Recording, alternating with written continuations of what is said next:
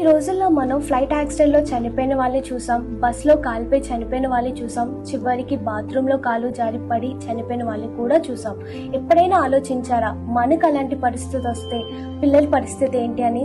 అందుకే care secure child ఒక మంచి ఆప్షన్. ఈ ప్లాన్ లో బెనిఫిట్స్ ఏంటి అంటే, పాయింట్ నెంబర్ 1, యాక్సిడెంట్ పరంగా డెత్ జరిగితే చిల్డ్రన్ కి 1 lakh per month చొప్పున 100 months వరకు ఇవ్వడం జరుగుతుంది. Point number 2, in case permanent total disability or permanent partial disability అయ్యి బెడ్ రిటర్న్ లో ఉంటే చిల్డ్రన్ కి అప్ టు 2 CR వరకు అమౌంట్ ఇవ్వడం జరుగుతుంది. అంతేకాకుండా పాయింట్ నెంబర్ 3, చిల్డ్రన్ కి ఎడ్యుకేషన్ కోసం 10 lakh rupees వరకు ఇవ్వడం జరుగుతుంది. Point number 4, temporary total disability అయ్యి బెడ్ రిటర్న్ లో ఉంటే 1 lakh per month చొప్పున 100 months వరకు అమౌంట్ ఇవ్వడం జరుగుతుంది. ఫైనల్లీ పాయింట్ నెంబర్ 5, యాక్సిడెంట్ పరంగా హాస్పిటలైజేషన్ అయితే ట్రీట్మెంట్ కి 5 lakh వరకు ఇస్తారు. ఇంకా చాలా బెనిఫిట్స్ ఈ ప్లాన్ లో ఉన్నాయి. ఈ ప్లాన్ తీసుకోవాలి అనుకుంటే నో ఇన్కమ్ ప్రూఫ్, మీ హెల్త్ హిస్టరీతో సంబంధం లేకుండా 18 years నుంచి 64 years ఉన్న వాళ్ళకి ప్రతి ఒక్కరికి కూడా సేమ్ ప్రీమియమే పడుతుంది. పర్ మంత్ 1500 rupees మాత్రమే.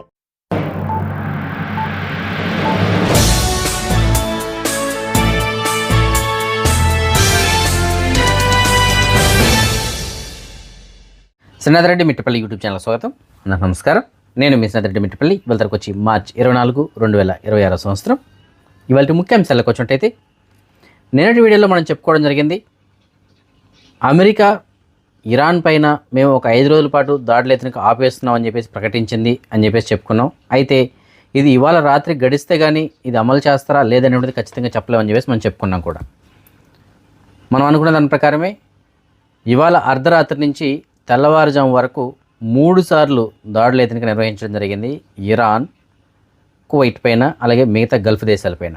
అయితే దీనికి గల కారణం ఏమిటి అనేసి అంటే, ఇరాన్ ఏమని చెప్తుందంటే, మొదటగా అమెరికాకు సంబంధించిన వాళ్ళు మా పైన దాడులు నిర్వహించడం జరిగింది, మా దేశంలో ఉన్నటువంటి కొన్ని ఇన్ఫ్రాస్ట్రక్చర్స్ అలాగే పవర్ ప్లాంట్స్ ఏవైతే ఉంటాయో అలాంటి వాటిపైన దాడులు నిర్వహించారు, ఆ కారణం చేత మేము దాడులు ఎత్తునకు నిర్వహించడం జరిగిందని చెప్పేసి వాళ్ళు తెలియజేస్తున్నారు. సో చాలా భీకరంగానే దాడులు ఎత్తునకు నిర్వహించడం జరిగింది. అన్ని గల్ఫ్ రీజన్స్లోనూ దాడులు నిర్వహించారు. అయితే ఈసారి వాళ్ళు ఎన్నుకున్నటువంటి మార్గం కొద్దిగా రూట్ చేంజ్ చేశారనమాట. మొన్నటి వరకు ఆయిల్ నిక్షేపాలు ఏవైతే ఉన్నాయో, ఈ ఆయిల్ స్టేషన్స్ ఏవైతే ఉంటాయో, ఈ ఆయిల్ కర్మాగారాలు ఏవైతే ఉన్నాయో వాటిపైన దృష్టి పెట్టి వాటిపైన మాత్రమే దాడి చేయడం జరిగింది. అంతకుముందు వచ్చి ఓన్లీ యూఎస్ సంబంధించిన ఎయిర్ బేస్ల పైన చేశారు. దాని తర్వాత ఈ ఆయిల్ సెంటర్స్ పైన. ఇప్పుడు ప్రస్తుతానికి ఏమని చేస్తున్నారంటే, రూట్ చేంజ్ చేసి మౌలిక వసతులుగా మనకి వాటరు, విద్యుత్తు ఏవైతే ఉంటాయో ఇలాంటి వాటిని లక్ష్యంగా చేసుకుని దాడులు అయితే నిర్వహించడం జరిగింది. అన్ని రీజన్స్లోనూ కూడా, గల్ఫ్లో ఉన్నటువంటి ఈ గల్ఫ్ దేశాలన్నింటిలోనూ కూడా వీటిని లక్ష్యంగా చేసుకుని దాడులు నిర్వహించడం జరిగింది. మనం మొదటగా కువైట్ విషయానికి వచ్చినట్లయితే, కువైట్కి సంబంధించిన మినిస్టర్ ఆఫ్ డిఫెన్స్ వాళ్ళు తెలియజేస్తున్న సమాచారం మేరకు, కువైట్ పైకి ఇవాళ ఇరాన్ 17 బాలిస్టిక్ మిజైల్స్ని అలాగే 13 డ్రోన్లని ప్రయోగించింది. ఈ 17 బాలిస్టిక్ మిజైల్స్లో 13 బాలిస్టిక్ మిజైల్స్ని కువైట్కి సంబంధించిన డిఫెన్స్ వాళ్ళు ఎదుర్కోవడం జరిగింది. 4 మాత్రం ప్రమాదం లేనటువంటి ప్లేసెస్లో ఇవి కూలిపోయినట్లు తెలియజేస్తున్నారు. అలాగే డ్రోన్లు 13 డ్రోన్లలో 10 డ్రోన్లను వీళ్ళు నిర్వీర్యం చేయడం జరిగింది. 3 డ్రోన్లు మాత్రం ప్రమాదం లేనటువంటి ప్లేస్లోకి వెళ్ళి నేలను కూలిపోయాయి అన్నమాట. సో మొత్తం ఏంటంటే 17 బాలిస్టిక్ మిజైల్స్ అలాగే 13 డ్రోన్లు అయితే రావడం జరిగింది. ఇవాళ అర్ధరాత్రి నుంచి తెల్లవారి వరకు 3 సార్లు ఈ విధంగా దాడులు అయితే నిర్వహించడం జరిగింది. అందులో లాస్ట్గా 4:30కు వచ్చినటువంటిది ఏవైతే ఉన్నాయో అవి మాత్రం చాలా భారీగానే దాడులు అయితే నిర్వహించారు. దీనికి సంబంధించిన ఆల్రెడీ ఉదయం కూడా మీకు నేను చెప్పడం జరిగింది. అలాగే ఇవాళ గడిచిన 24 గంటల్లో మినిస్టర్ ఆఫ్ ఇంటీరియర్ వాళ్ళు తెలియజేస్తున్న సమాచారం మేరకు 13 సార్లు సైరన్ మోగించినట్లు తెలియజేస్తున్నారు. అంటే తీవ్రత ఏ విధంగా ఉందో ఒక్కసారి ఊహించండి. 13 సార్లు సైరన్ మోగించారు గడిచిన 24 గంటల్లో. సో దీంతో మొత్తం ఇప్పటి వరకు మొత్తం సైరన్ల సంఖ్య 131 చేరుకుంది. అంటే ఈ యుద్ధం ప్రారంభమైనప్పటి నుంచి ఇప్పటి వరకు 131 సార్లు సైరన్ అయితే మోగించామని చెప్పేసి అంటున్నారు. అలాగే పేలుడు పదార్థాల నిర్వీర్యానికి సంబంధించినటువంటి టీం ఏవైతే ఉంటాయో వాళ్ళకి 13 నివేదికలు అయితే గడిచిన 24 గంటల్లో వచ్చినట్లు వాటిని వీళ్ళు క్లియర్ చేసినట్లుగా తెలుస్తున్నారు. ఇప్పటి వరకు మొత్తం 511 ఇలాంటి నివేదికలు అయితే వీళ్ళు క్లియర్ చేసినట్లు తెలియజేస్తున్నారు. అలాగే వీళ్ళు నిర్వహించినటువంటి దాడిలో భాగంగా 7 చోట్ల విద్యుత్ లైన్లకి అంతరాయం అయితే ఏర్పడింది. అంటే లైన్లు ఏదైతే తెగిపోవడం జరిగింది. అయితే వాటి వల్ల విద్యుత్కి ఏమన్నా అంతరాయం ఏర్పడిందంటే, విద్యుత్కి మాత్రం ఎలాంటి అంతరాయం కలగలేదు, కానీ లైన్లు మాత్రం ఒక 7 చోట్ల తెగాయి. వాటిని కువైట్కి సంబంధించినటువంటి minister of electricity and water వాళ్ళు యుద్ధ ప్రాతిపదికన వాటిని అత్యంత వేగంగా మళ్ళీ వాళ్ళు వాటిని మరమ్మతులు అయితే చేపట్టడం జరిగింది. అత్యాధునిక టెక్నాలజీని ఉపయోగించి కొన్ని చోట్ల మాన్యువల్గా వెళ్ళి చేయడం జరిగింది, కొన్ని చోట్ల ఆటోమేటెడ్ ఇప్పుడున్నటువంటి సిస్టమ్స్ని యూజ్ చేసి ఆటోమేటెడ్గా వాటి విద్యుత్ మళ్ళీ కంటిన్యూ చేశారనమాట. సో ఆ విధంగా వాటిని అయితే అదుపులో తీసుకొచ్చారు. సో ఏదైనప్పటికీ గడిచిన 24 గంటల్లో కువైట్ పైన ఇరాన్ నిర్వహించిన దాడులు ఏవైతున్నాయో ఈ దాడుల కారణంగా ప్రాణ నష్టం అయితే ఏమీ లేదు, కానీ ఆస్తి నష్టం మాత్రమే జరిగినట్లు మనకి తెలుస్తుంది.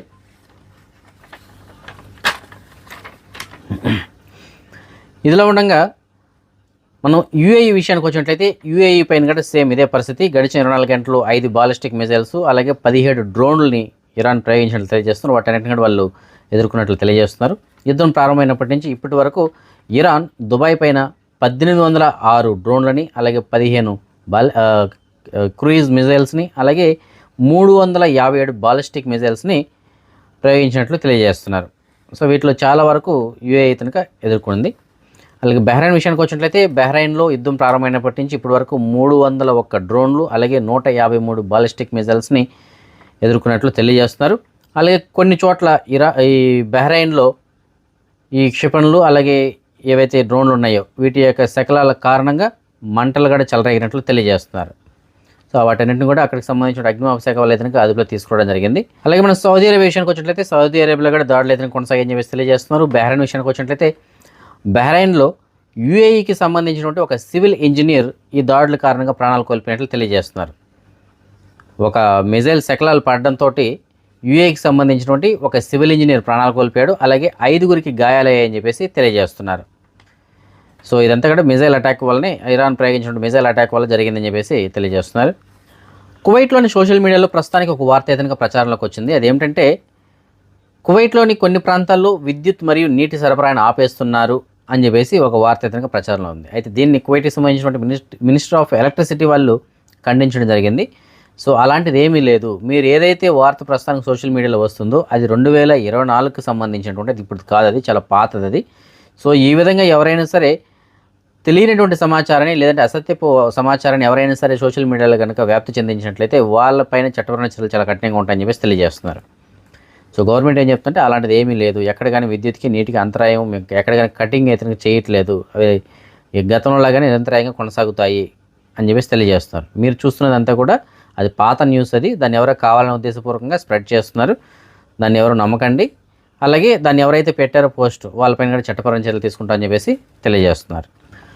కువైట్లో ప్రస్తుతానికి ప్రాంతీయ ఉద్రిక్త పరిస్థితులు ఏవైతే ఉన్నాయో దీన్ని దృష్టిలో పెట్టుకొని కువైట్లో ఉన్న కొన్ని గవర్నమెంట్ సంస్థల్లో మ్యాన్ పవర్ అనేది కేవలం 30% మాత్రమే తీసుకోవడం రన్ అవ్వడం జరుగుతుంది. అంటే 30% ఉద్యోగస్తులతోటి అక్కడ ఆఫీసులు అయితే రన్ అవుతున్నాయి గవర్నమెంట్కి సంబంధించినట్టు.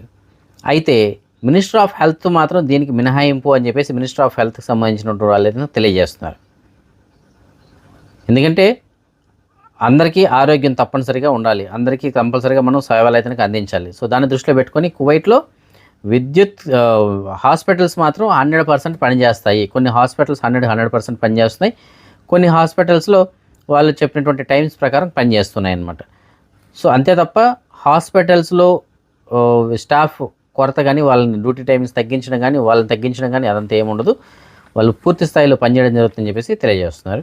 కువైట్ ఎయిర్వేస్ ద్వారా ప్రయాణం చేయాలి అనుకున్న ప్రయాణికులు ఎవరైతే ఉంటారో అలాంటి వారికి కువైట్ ఎయిర్వేస్ ఒక మంచి శుభవార్తను తెలియజేసింది. ఇది మనలో చాలామందికి ఉపయోగపడుతుంది ప్రస్తుతానికి. దీని తర్వాత నేను చెప్పబోయేటువంటి వార్త కూడా చాలామందికి ఉపయోగపడుతుంది, ఇది కొద్దిగా వినండి. కువైట్ ఎయిర్వేస్ ఏమని చెప్తుందంటే వారి విమానాల ద్వారా ప్రయాణం చేసేటువంటి వాళ్ళు ఎవరైతే ఉంటారో అలాంటి వాళ్ళకి ప్రస్తుతానికి సౌదీ అరేబియాకి సంబంధించినటువంటి ట్రాన్సిట్ వీసా ఏదైతే ఉందో అది వీసాతో పాటే వాళ్ళే ప్రాసెస్ చేసిస్తారంట.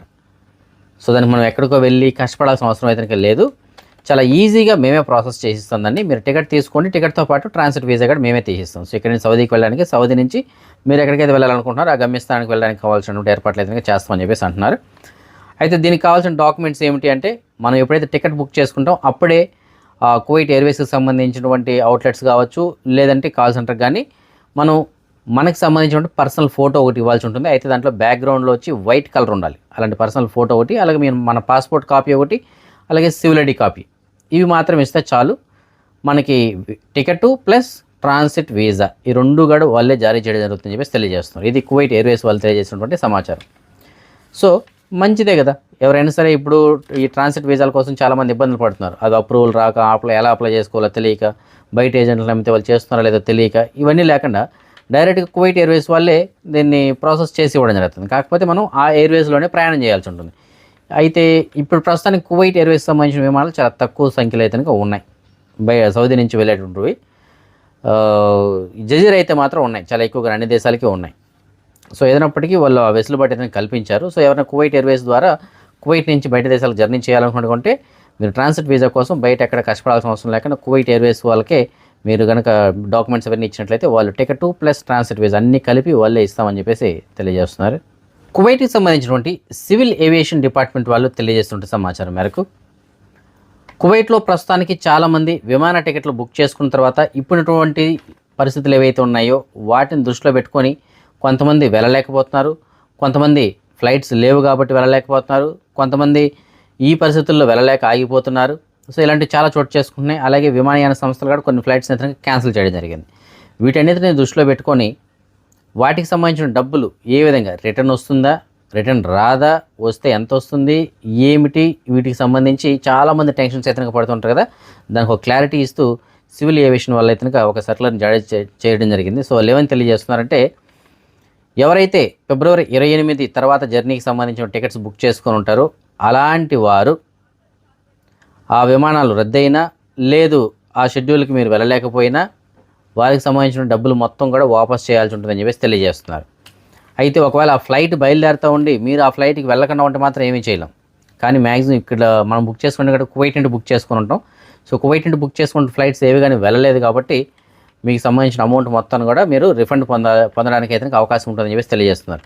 ఏ విమానయాన సంస్థ కానీ వారికి సంబంధించినటువంటి డబ్బుల్ని హోల్డ్ చేయడం కానీ, లేదంటే నెక్స్ట్ మీరు వేరే టికెట్ బుక్ చేసుకోండి, నెక్స్ట్ ట్రావెల్కి మీరు ప్లాన్ చేసుకోండి అని చెప్పడం కానీ, లేదు ఒక ఎయిర్వేస్ నుంచి ఇంకొక ఎయిర్వేస్కి మేము డబ్బులు ట్రాన్స్ఫర్ చేస్తామని చెప్పేసి ఏజెంట్లు చెప్పడం కానీ ఇవేవి కూడా చేయకూడదు కస్టమర్ అనుమతితో తప్ప. ఒకవేళ కస్టమర్ కనుక నా డబ్బులతోటి వేరే టికెట్ బుక్ చేయండి అంటే మీరు చేయాలి తప్ప, మీ డబ్బులు మా దగ్గర ఉంటుంది, మేము ఇంకొక టికెట్ బుక్ చేయిస్తాము, లేదంటే మీరు డేట్ మార్చుకోండి, లేదంటే పలానా తేదీకి ఓపెన్ అవుతాయి ఆ రోజుకి మీరు జర్నీ చేయాలి, ఇలాంటివి ఏవి కానీ వాళ్ళు చెప్పకూడదంట.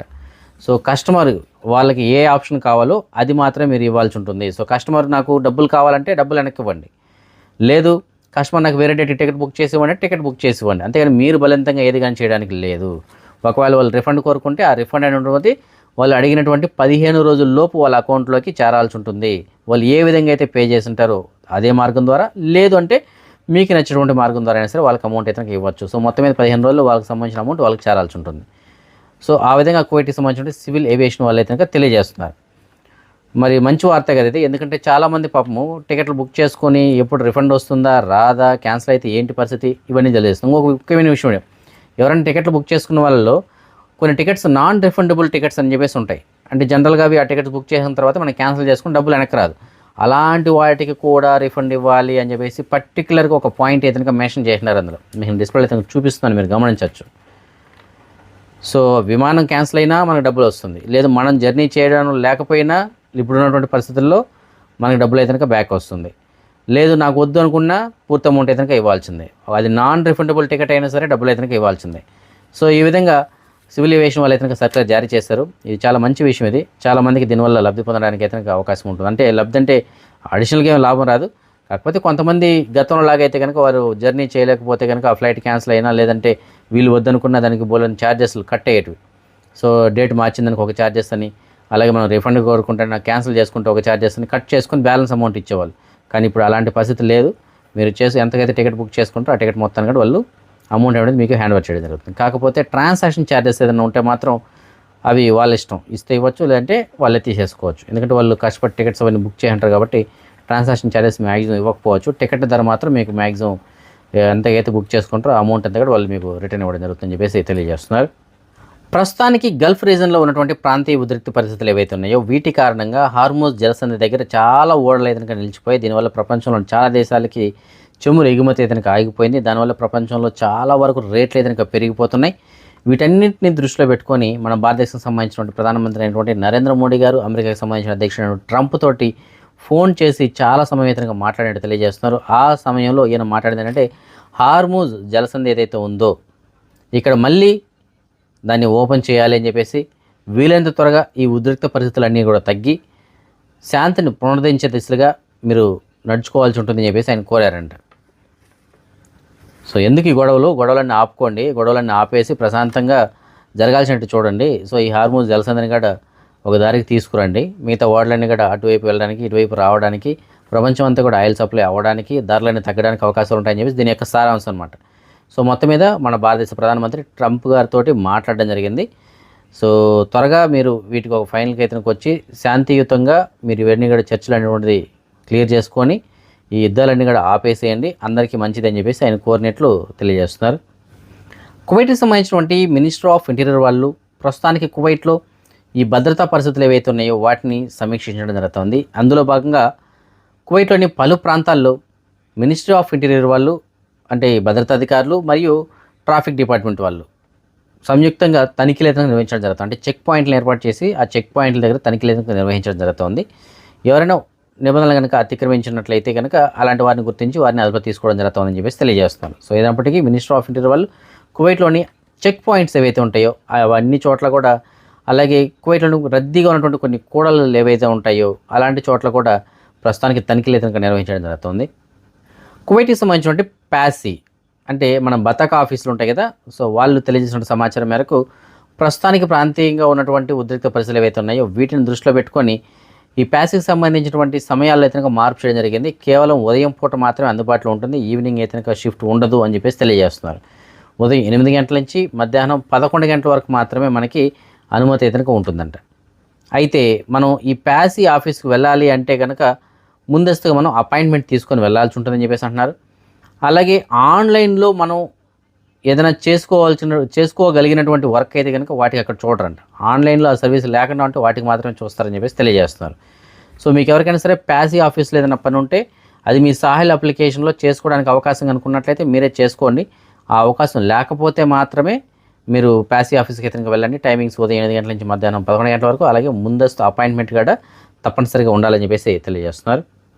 కువైట్లో ప్రాంతీయంగా ఉన్నటువంటి ఉద్రిక్త పరిస్థితులను దృష్టిలో పెట్టుకొని కువైట్కి సంబంధించి మినిస్టర్ ఆఫ్ ఎడ్యుకేషన్ వాళ్ళు తెలియజేస్తున్న సమాచారం మేరకు విద్యార్థులకు సంబంధించిన ఆన్లైన్ బోధనా విధానం ఏదైతే ఆన్లైన్ క్లాసెస్ ఏవైతే ఉన్నాయో అవి మరికొన్ని రోజులు కొనసాగడానికి అయితే అవకాశం ఉందని చెప్పేసి తెలియజేస్తున్నారు. సో ప్రస్తుతానికి ఆన్లైన్ క్లాసెస్ వాళ్ళకి నిర్వహిస్తున్నారు, స్కూల్స్ అయితే ఓపెన్ కాలేదని చెప్పేసి దీని యొక్క అర్థం. జజీరా ఎయిర్వేస్కి సంబంధించిన విమానం సుమారుగా 4.5 టన్నుల బరువు కలిగినటువంటి తాజా కూరగాయలు, ఫ్రూట్స్ ఇలాంటి వాటిని చెన్నై నుంచి ఈ కైసుమా ఎయిర్పోర్ట్కి తీసుకురావడం జరిగింది. అక్కడి నుంచి రోడ్డు మార్గంలో కువైట్కి ఆ సరుకులన్నీ కూడా తరలించినట్లు తెలియజేస్తున్నారు. సో మొదటిసారిగా జజీరా ఎయిర్వేస్ మన ఇండియాలోని చెన్నై నుంచి ఈ కైసుమా ఎయిర్పోర్ట్ ఏదైతుందో అక్కడికి ఈ సరుకులు అయితే తీసుకురావడం జరిగింది. సో దీని ద్వారా కువైట్లో కొంతవరకు మనకి ఆహారపు వస్తువుల్లో కొరత ఏదైతే ఉంటుందో అవి మ్యాక్సిమం కూడా తీరిపోవడానికి అవకాశం అయితే ఉంటుంది. ఎందుకంటే ప్రస్తుతానికి అయితే కొరత లేదు, ఎప్పటికప్పుడు వస్తున్నాయి. సో ఇప్పుడు కూడా 4.5 టన్నుల బరువు కలిగినటువంటి వస్తువులు అయితే వచ్చాయి కాబట్టి దానివల్ల మనకి విరివిగా ఈ కూరగాయలు కానీ ఫ్రెష్ ఫ్రూట్స్ కానీ ఇలాంటివి మనకి అందుబాటులో ఉండడానికి అవకాశం ఉంటుంది. మన సబ్స్క్రైబర్ ఒకరు మనకి మెసేజ్ పెట్టారు, ఆయనకు సంబంధించిన సివిల్ ఐడి కార్డ్ని పోగొట్టుకున్నాను అని చెప్పేసి అన్నారు. ఆ సివిల్ ఐడి కార్డ్ పైన పేరు అయితే బ్రహ్మయ్య కుర్రపోతుల అని చెప్పేసి ఉంటుంది. సో ఫ్రెండ్స్ మీకు ఎవరికైనా సరే బ్రహ్మయ్య కుర్రపోతుల అన్న పేరు కలిగినటువంటి సివిల్ ఐడి కార్డు కానీ దొరికినట్లయితే మీకు డిస్ప్లేకి సంబంధించిన నెంబర్ ఇస్తాను. ఆ నెంబర్ కాల్ చేసి ఆయనకి సమాచారం అందించగలరు. ఇవాళ అఖిల్ అనేటువంటి అబ్బాయి 8 సంవత్సరాలు పూర్తి చేసుకొని 9 సంవత్సరాలకు అడుగు పెడుతున్నటువంటి సందర్భంగా పుట్టినరోజు జరుపుకోవడం జరుగుతుంది. ఈ అబ్బాయికి పుట్టినరోజు శుభాకాంక్షలు తెలియజేస్తున్నటువంటిది తల్లిదండ్రులైనటువంటి రత్నమ్మ మరియు యేసురాజు గారు. ఇంకా ఎవరైనా మన సబ్స్క్రైబర్స్ యొక్క పిల్లలు వాళ్ళు పుట్టినరోజు జరుపుకుంటే వారికి కూడా నా తరపున అలాగే మన ఛానల్ సబ్స్క్రైబర్స్ అందరి తరపున పుట్టినరోజు శుభాకాంక్షలు. అదే మనం ఈ మనీ ఎక్స్చేంజ్ విషయానికి వచ్చినట్లయితే ప్రస్తుతానికి ఒక కువైట్ ఇంధనం మన భారతదేశం రూపీస్లో సుమారుగా 304 రూపాయలుగా ఉంది. బంగారం విషయానికి వచ్చినట్లయితే మాలియాలో ఉన్న సూకల్వతియాలో ఉన్నటువంటి షాప్ నెంబర్ 121లో ఉన్నటువంటి ఎఫ్కే జ్యువెలర్స్ వాళ్ళు మనకు అందించిన సమాచారం మేరకు 22 క్యారెట్ల బంగారం ప్రస్తుతానికి 1 గ్రామ్ ధర 45,217 పిలుసుగా ఉంది. అదే 24 క్యారెట్ల బంగారం బిస్కెట్ రూపంలో బంగారం ప్రస్తుతానికి 1 గ్రామ్ ధర 43,857 పిలుసుగా ఉంది. సో బంగారం ధర మాత్రం ఇవాళ కొద్దిగా తగ్గింది మార్నింగ్, మళ్ళీ సాయంత్రం అయ్యేటప్పటికి నిన్న క్లోజింగ్లో ఏదైతే రేట్ ఉందో ఆ ధరకే చేరుకుందని చెప్పేసి మనం చెప్పుకోవాలి. సో ఈ ఫ్రెండ్స్ ప్రస్తుతానికి అప్డేట్స్ రేపు రాత్రి 9 గంటలకు వచ్చినట్టు మన రెగ్యులర్ వీడియోలో మళ్ళీ కలుసుకుందాం. అంతవరకు సెలవు, జై హింద్.